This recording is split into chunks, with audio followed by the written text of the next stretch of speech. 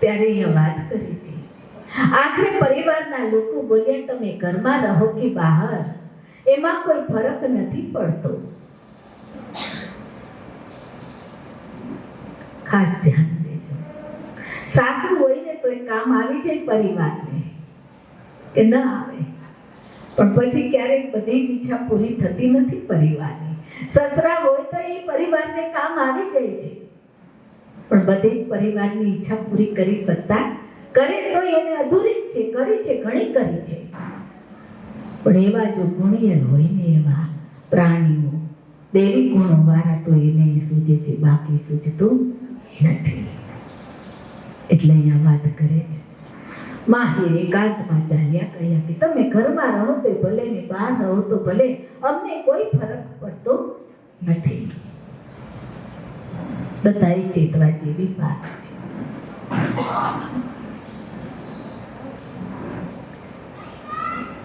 ખુરશીનો અવાજ કરશો નહીં. મહાવીર એકાંતમાં ચાલ્યા ગયા, પ્રતિથી તરફથી મોં ફેરવી ગયા ઠપકોથી, આ મેણાથી. ઘરમાં હતા એવું પાત્ર ઘરમાં હોય તો વિચાર તો કરો. એવો મહાત્મા, એવો ભગવાન, એવો સમર્થ, અને પરિવારની વચ્ચે ઘરમાં, છતાંય જોવું આ પરિવાર.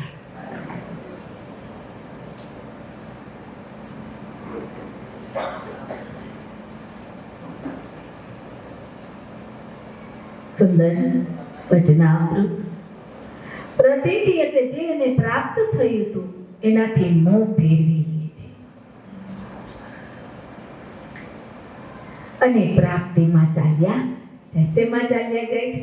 પ્રાપ્તિમાં. અર્જુન કેમાં ચાલ્યો જાય છે? કઈ તરફ ચાલ્યો જાય છે? રામજીનો અભિષેક થયો. રામજીનો, જે આપણે અયોધ્યા નગરીની અંદર મંદિર બનાવ્યું, પણ છતાં ઘણા એમ કે છે કે આ બધું કાલ્પનિક છે, ઘણા એમ કે છે વાસ્તવિક છે. થઈ ગયા પહેલા. રામજીનો અભિષેક થયો ત્યારે થોડાક દિવસો પછી કૌશલ્યાજી રામને કહે છે, કૌશલ્યાજી રામને કહે છે, હે રામ, અમારા માટે વનવાસમાં જવાની વ્યવસ્થા કરો. શું કહે છે? અમારા માટે વનવાસમાં જવાની વ્યવસ્થા કરો. ત્યારે રામજી કહે, માતાજી, આટલા દિવસ તો આપનું સાનિધ્ય ન મળ્યું, 14 વર્ષ તો વનવાસમાં વિતાવ્યા. કૌશલ્યાજીને શું કહે છે કે આટલા 14 વર્ષ તો હું વનમાં રહ્યો, ત્યાં સુધી તો માં તમારું સાનિધ્ય મને મળ્યું નથી.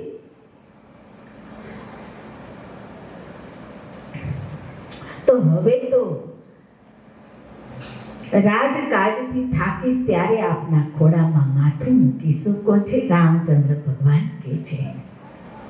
રાજા હતા ને, એટલે હવે તો હું રાજકાજથી થાકીશ.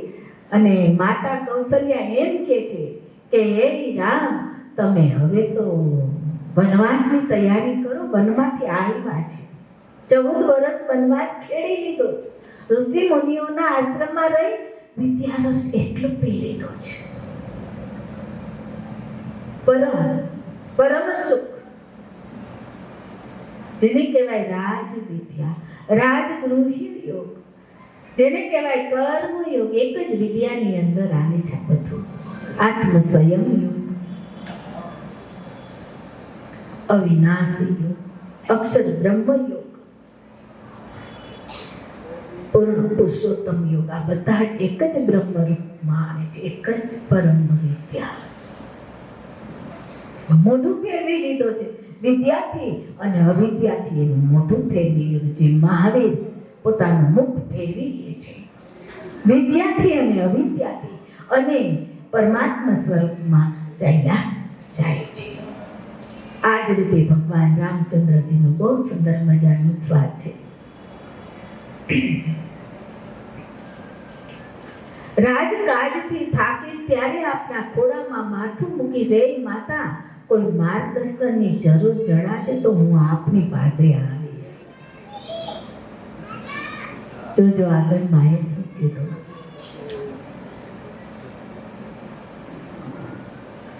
થોડા બહેનોને આ બાજુથી પાછળથી બોલાવજો. જેને ઉતાવળ હોય ધીમેથી જમવા જઈ શકો છો. જમીને પાછળ હજી સંતવાણી ખૂબ આપણે આજે ગુરુવાણી લેવાની છે. નિંદ્રાને ત્યાગ કરજો.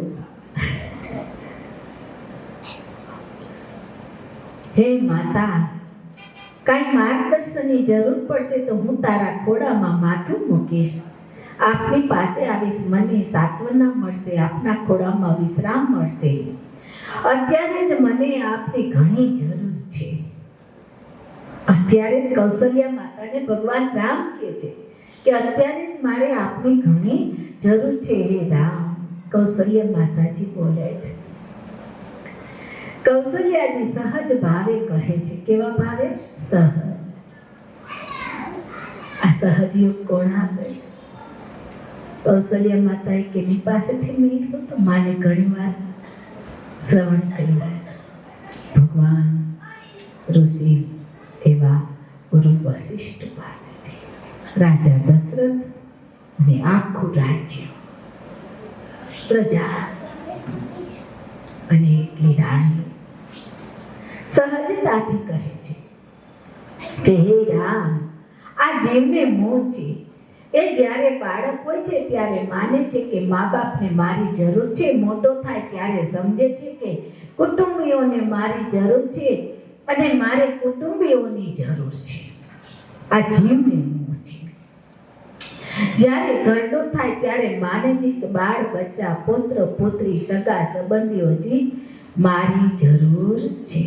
ઘરડો થાય ત્યારે. પરંતુ એ રામ જીવની પોતાની એ જરૂરિયાત એ છે કે પોતાનો ઉદ્ધાર કરે. કૌશલ્યા માતા રામને કહે છે કે હે રામ, જીવની જરૂરિયાત એ છે, આ બધી તો છે, પણ વૃદ્ધ થાય ત્યાં સુધી જીવાત્મા જાગીને વિચારતું નથી કે મારે શું જરૂરિયાત છે. સંયમને.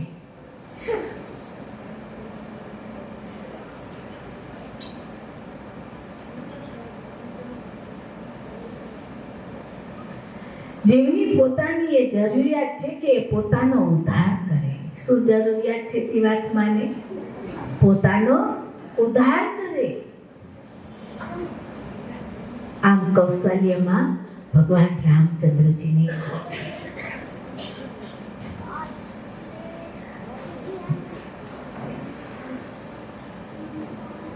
પોતાનો ઉદ્ધાર કરે. તમે મારા પુત્ર રામ પણ છો.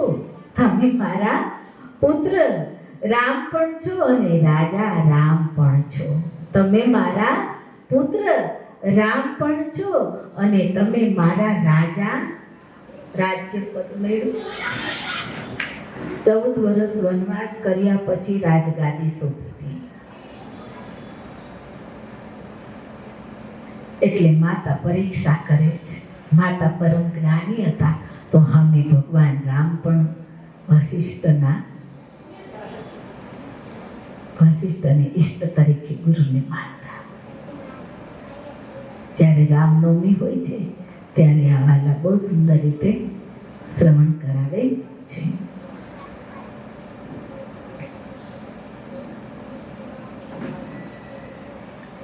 તમે મારા રાજા રામ છો અને ભગવાન રામ પણ છો. મારા ભગવાન જો તો ખરા શું કહે છે?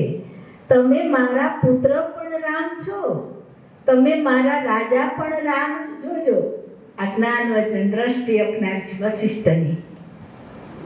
આમ હોય. અને ભગવાન રામ પણ છો. તમે તો પોતે ત્રિકાળદર્શી છો. એ રામ, તમે તો મોહમાંથી છૂટવાની વાત કરો, તમે તો પણ મોહની વાત કરો છો. રામજીએ સ્મિત વેરતા કહ્યું, હે માતા, આપ ધન્ય છો. પિતાજી કહેતા હતા કે આપ ભક્તિમાં ધર્મમાં અગ્રણી છો. રાજા દશરથ. રામ કહે છે કૌશલ્યા માટે, પિતાજી કહેતા હતા કે આપ ભક્તિમાં અને ધર્મમાં અગ્રણી છો. પરંતુ આજે હું જોઈ રહ્યો છું કે આત્મા અને અનાત્મા આ ગુરુમાનું જ્ઞાન. જે આશ્રય લે છે, શરણું લે છે ગુરુમાન, એ આ સમજી શકે છે.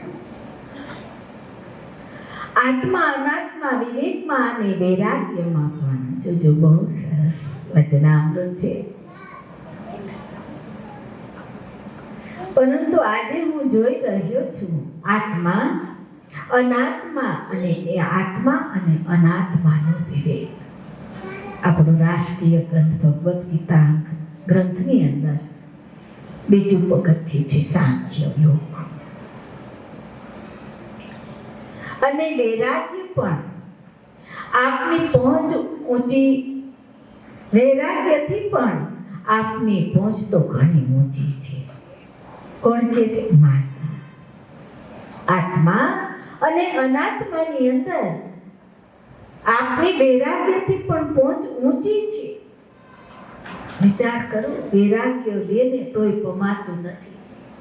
કદાચ મનુષ્ય બધું ત્યાગી વયો જાય, પોતાને વૈરાગી માને ને કે હું તો વૈરાગ. ના, જે તમારી પાસે ઇન્દ્રિયો છે, સામે વિષય છે, મન ની સાથે તમારે સંબંધ છે, સદગુરુ મળે છે ત્યારે પરિબ્રહ્મ પરમાત્માનો સંબંધ થાય છે અને ત્યારે મન એકાગ્ર બની અચળ બની પરમાત્માના સ્વરૂપમાં, અને ત્યારે એ મન અચળ બને છે અને ત્યારે ઇન્દ્રિયને જે વિષયની આસક્તિ છે એને ટાળી દે છે.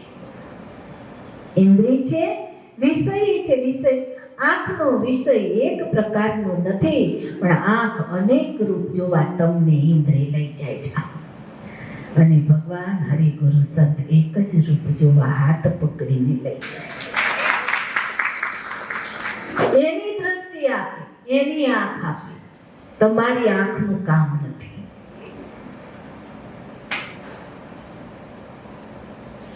એવી જ રીતે શ્રવણ, શબ્દ અશબ્દ, શબ્દ અશબ્દ જાયગા ત્યારથી સવાર સુધી સંસારની અંદર.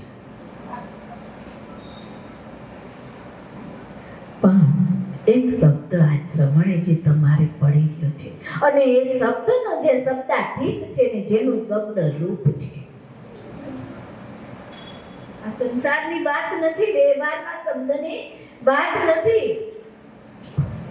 વ્યવહારમાં જે ઇન્દ્રિય, શબ્દ અશબ્દ, માન અપમાન, કામ ક્રોધ, શબ્દની અંદર આસક્તિ સવારથી સાંજ સુધી માનની ખુદ પ્રાણ પ્રકૃતિ અને પરમાત્માને તમે નરકમાં નાખી દો છો. તમારો જીવ તમે આ બધાને તમે કેવી ઊંડી ખાઈમાં નાખી, તમારી પ્રકૃતિની, તમારા પ્રાણને, તમારા જીવને અને તમારો પરમાત્મા જે દિગંબર છે, જે તમારો છે. બાકી જગતમાં કોઈ તમારું આને શેમાં નાખી દે છે, શેમાં નાખી દે છે.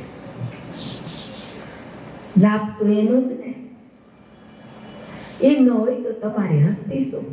અને મારી સામે બેઠાઈ ન હોય કેવો?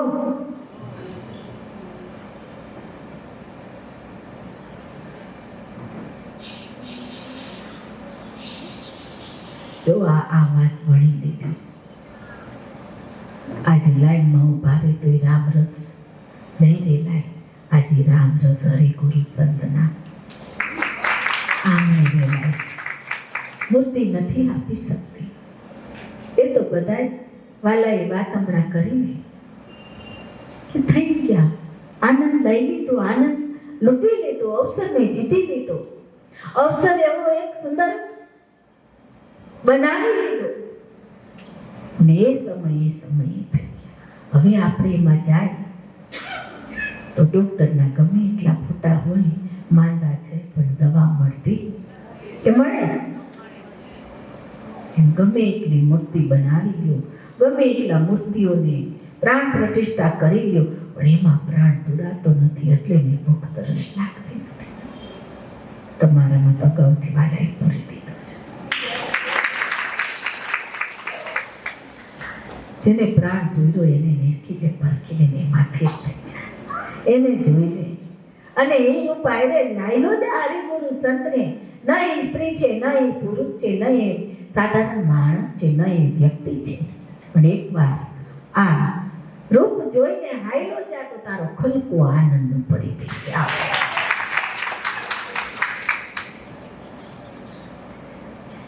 એટલા માટે આ પૂર્વ કાળનું આપણે આજે લખ્યું છે, પણ વર્તમાન કાળમાં એ સત્ય છે.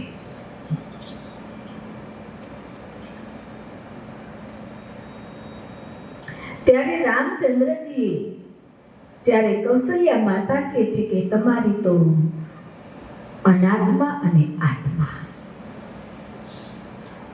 આ વિવેક બુદ્ધિ તમારી પાસે છે જે ગુરુમાએ તમને આપી છે. આ બુદ્ધિ માં તમે ઉચ્ચ ગણ્ય છો. વૈરાગ્યની તમારી જરૂર નથી. વૈરાગ્યથી પણ આ બુદ્ધિ તમારી ઊંચી છે. એટલે કે છે કે આપની પહોંચ તો ઘણી ઊંચી છે. આવું કૌશલ્યા માતા કહે છે. કોણ હતા ગુરુ? કંઠી બાંધેવાનો આખા રઘુકુળ રીતના ગુરુ એક વશિષ્ઠ હતા. ગામો ગામના રાજા અહીંયા આવતા ગુરુ ભક્ત હતા. રાજા દશરથ અને આખો પરિવાર અને પ્રજાની આ રસાયણ પાતા. અને આવો રાજા આજ હોય તો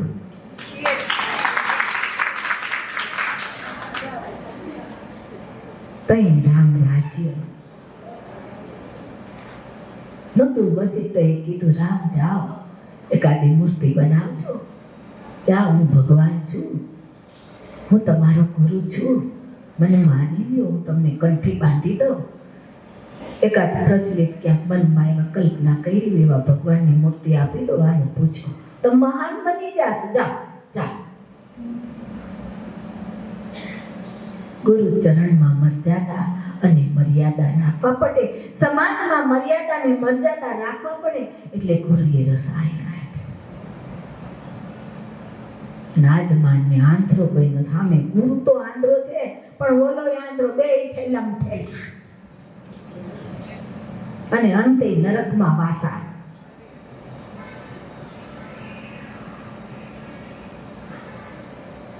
બહુ વિચાર કરવા જેવું છે. બ્રહ્મ વિચાર. રામને કહે છે વશિષ્ઠ મહારાજ, જોજો અવિચારી ક્યારે રહેતા નહીં. અરે રામને કહેશો આપણે લાગુ નથી પડતો? આપણો અંતર આત્મા નથી રામ?